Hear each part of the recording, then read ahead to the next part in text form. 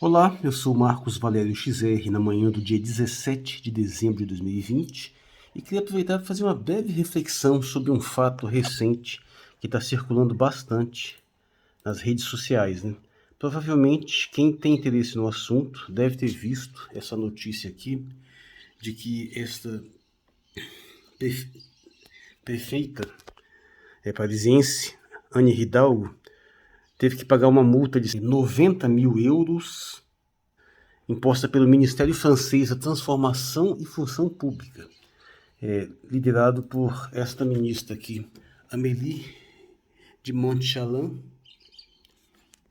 basicamente porque ela violou uma lei de paridade de gênero. Portanto, essa prefeita, ao nomear mulheres demais para o cargo, acabou tendo que pagar uma multa.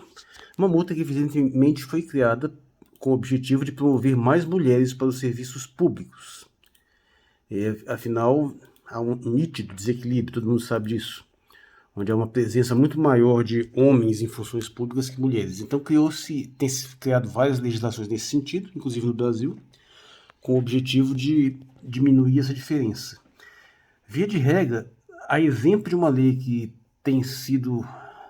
está se tentando criar nesse exato momento no Brasil, aliás, tem até mais de uma, a ideia sempre foi escamotear que se trata de apenas colocar mais mulheres, mas se garantir a paridade de gênero. Então, a lei prevê multa para quando há uma diferença muito grande. Por exemplo, tem mais de 70%, 80% de um gênero só, então impõe uma multa. Prevendo de tal forma que a lei funcione mesmo quando se dá o contrário, quando tem mais mulheres do que homens. Por quê? Porque os legisladores que pensaram nisso nunca acham que vai acontecer de ter mais mulheres. Mas foi o que aconteceu na gestão desta prefeita aqui, lá em Paris. Ou seja, houve um desequilíbrio de gênero, só que dessa vez em razão de ter mais mulheres em cargos de liderança lá da prefeitura. E aí vê só que coisa mais interessante, né? A lei que tem sido aplicada regular, que creio que tenha sido aplicada de uma forma regular, né? É um pouco difícil de saber porque as notícias, aliás, é coisa muito comum, sempre salta aos olhos a inacreditável incompetência das notícias nesse caso. Você pode observar que todas elas são iguais, são copiadas e nenhuma delas é clara, não dá nem para entender direito o que aconteceu. Tive que fuçar, tive que ir atrás de notícia em francês, traduzir, pesquisar um pouquinho mais para ter uma noção mais clara. Trata-se de uma legislação que vale desde 2014, mais ou menos, e que na verdade foi suspensa depois da aplicação dessa multa. Essa desigualdade ocorreu em 2018, viu? Então e a multa ocorreu em 2019, em função da legislação de 2019 aplicada a 2018. A partir de 2019, essa legislação foi cancelada, foi suspensa. Por quê? Porque, evidentemente, começou a acontecer, teve esse exemplo aí, e como a própria ministra a prefeita Anne Hidalgo falou, né, ela considerou que a lei é perigosa, absurda e injusta. Porque, afinal, aplicou efetivamente um critério de igualdade. E, em cabeça de feminista, não se pensa em termos de igualdade, você tem que pensar só em termos unilaterais. Se a lei continuar sendo sistematicamente aplicada em todos os casos onde há mais homens que mulheres, tudo bem. Mas no momento em que há o desequilíbrio contrário, aí aplicou a lei, o que aconteceu? Já suspendeu a aplicação da lei. E não se preocupe, porque a lei vai ser aplicada, o dinheiro arrecadado pela multa vai ser aplicado em mais políticas fomentando mais mulheres nos serviços públicos. Beleza. Agora vamos refletir sobre esse assunto. Pois bem, é fato que há mais homens que mulheres em serviços públicos. Por quê? É daquele motivo que absolutamente todo mundo sabe. Você vai procurar essas legislações aqui no Brasil também, e vai nesses projetos de lei, nos portais de internet, aí você vai ver os comentários. Todos os comentários são praticamente rodando em torno de um mesmo ponto, que a maior parte da população não vê muito sentido nessas leis. Porque todo mundo sabe que não existe nenhum impedimento prático para que mulheres vão lá disputar cargos. O fato absurdamente simples e que todo mundo sabe que é verdade é que elas simplesmente, em média, não querem. Não tem interesse. Simples assim. Se você quiser fomentar mulheres para fomentar política para aumentar o interesse das mulheres, isso, beleza. Se você quiser gerar incentivos para atrair mais, tentar convencer as mulheres da importância de se engajar mais, isso é uma coisa. Mas eles ficam tentando criar mecanismo de coerção legal. Quando a verdade, e também é um fato que você pode colocar, ninguém vai discordar, a questão é muito mais cultural do que legal. Né? Você tem uma tradição cultural, você tem uma tradição social que vai nesse sentido. Então você teria que fazer alterações nessa tradição. Mas mentalidade feminista não funciona nesse sentido. Ela não funciona em percepção prática da realidade e abordagem de problemas práticos no sentido objetivo. Ela não pode funcionar assim. Então ela vai ter que ir sempre no sentido de tentar sustentar a ideia de que existe um sistema legal, um sistema formal de discriminação, como se tivesse lá uma lei dizendo que mulher não pode ocupar cargo público. Como não existe essa formalidade, elas tentam criar alguma no sentido de uma forma ou de outra. Conseguiram tomar uma multa porque tem mulher demais no cargo. Aí você vê que curioso, no momento que efetivamente se concretiza algum grau de assimetria nesse sentido, aí a lei já se torna injusta, porque afinal o certo é você colocar mais e mais infinitamente, e isso num exemplo até relativamente consensual. A gente sabe que realmente tem mais homens mesmo. Mas vamos remeter aqui no meu vídeo anterior sobre ainda a existência de um alinhamento espontâneo em termos de gênero. Como se tivesse assim, um tipo de... As mulheres pensassem mais ou menos sempre de uma forma específica, diferente de homens, então você enche a política de mulheres e as coisas vão mudar. É o que eu demonstrei ali, e é demonstração, né, na minha opinião, porque dá para você observar isso em caso concreto, objetivo. Não acontece. Você jogar uma quantidade muito maior de mulheres em qualquer segmento da política não afeta o modo de pensar, o modo de funcionar da política. Ou seja, a premissa de Michelle Bachelet, atribuída lá à ex-presidente do Chile, é simplesmente falsa. Então, esse é o primeiro ponto. Existem dois fatores. Um deles é que é em função de transformar a política em si. Essa premissa é falsa.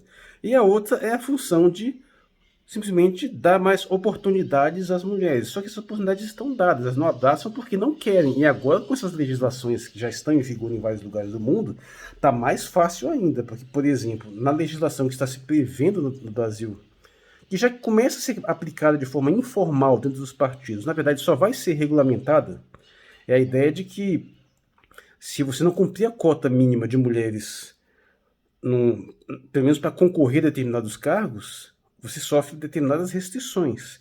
E os partidos estão tendo dificuldade enorme para conseguir preencher a quantidade de mulheres. Eu digo isso até com experiência própria. No sindicato que eu trabalho, são 27 diretores de base, né?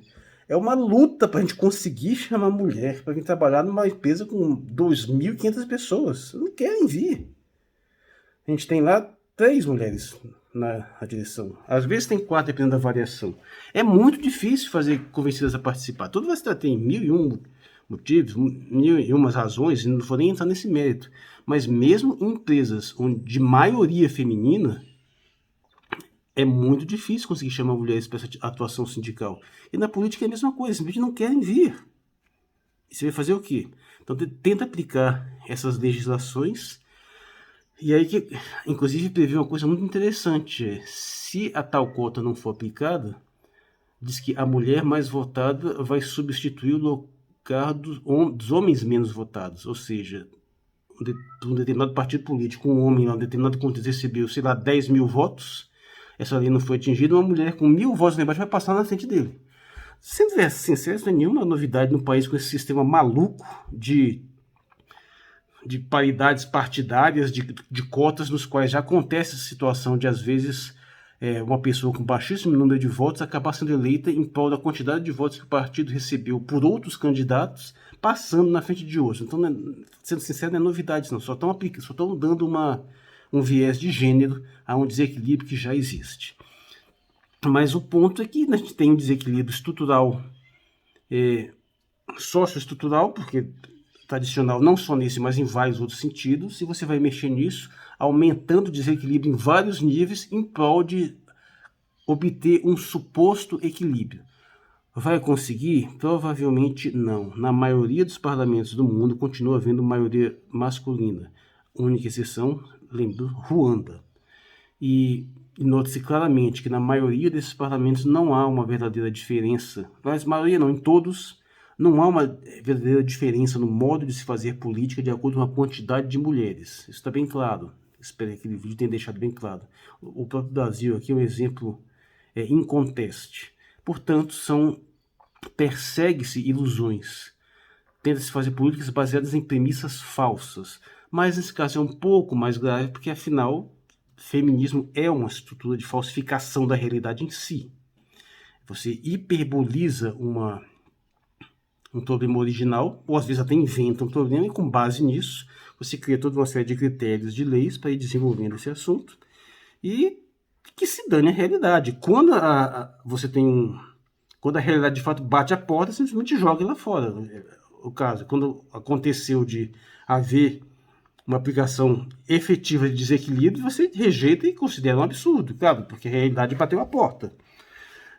Mas isso aí não se esperaria. E como é que, só para não me delongar muito mais, como é que funciona esse mecanismo de falsificação? É até difícil você pegar um exemplo concreto, porque o grau de distorção é tão grande que às vezes a gente perde a noção das coisas. Mas eu vou tentar fazer um exemplo, assim, uma paródia, baseado num fato muito claro. Por exemplo, que nas escolas primárias, jardim de infância, escola infantil, essas são esmagadoramente dominadas por mulheres, né? Então, mulheres em maior parte dos cargos.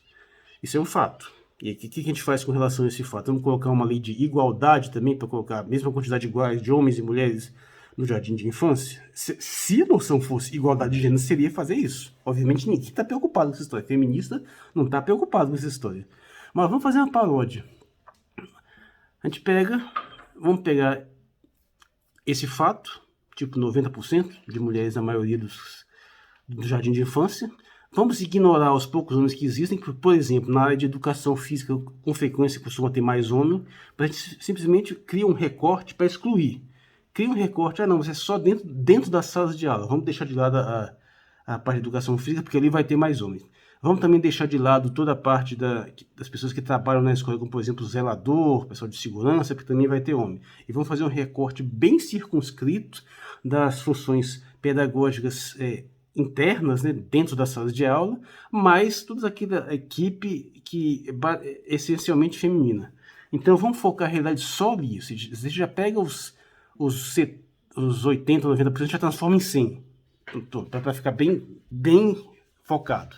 Aí você pega e inventa uma narrativa retroativa e diz que tem sido assim há milhares de anos. Então, a partir de agora, vamos ter que fazer escolas com 90, 80% masculinas para compensar 5, 6 mil anos que teria sido assim, o que é evidentemente falso, porque esse modelo dessas escolas que a gente tem atual tem uns 300 anos no máximo, acho que nem isso.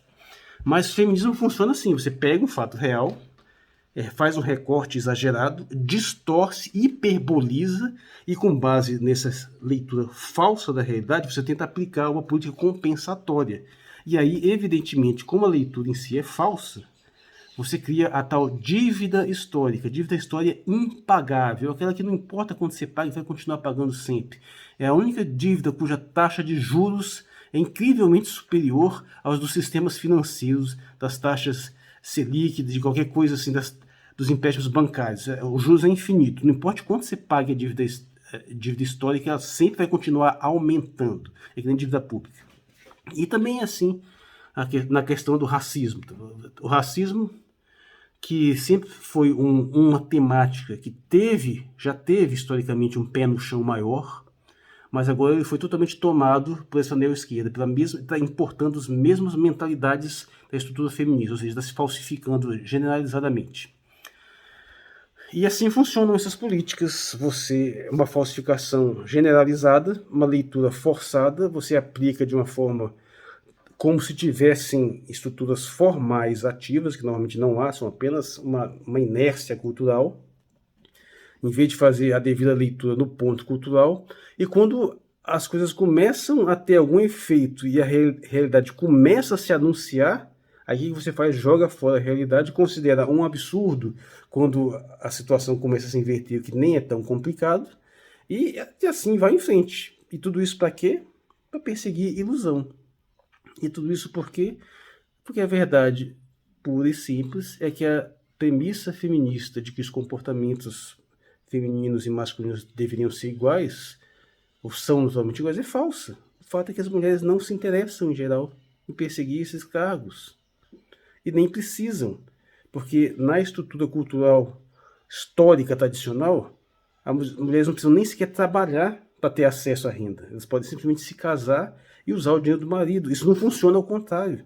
Se você tem uma sociedade onde a maioria esmagadora dos homens que ocupam os cargos de liderança, o fato é que esses homens vão se casar e vão passar esse dinheiro para suas mulheres.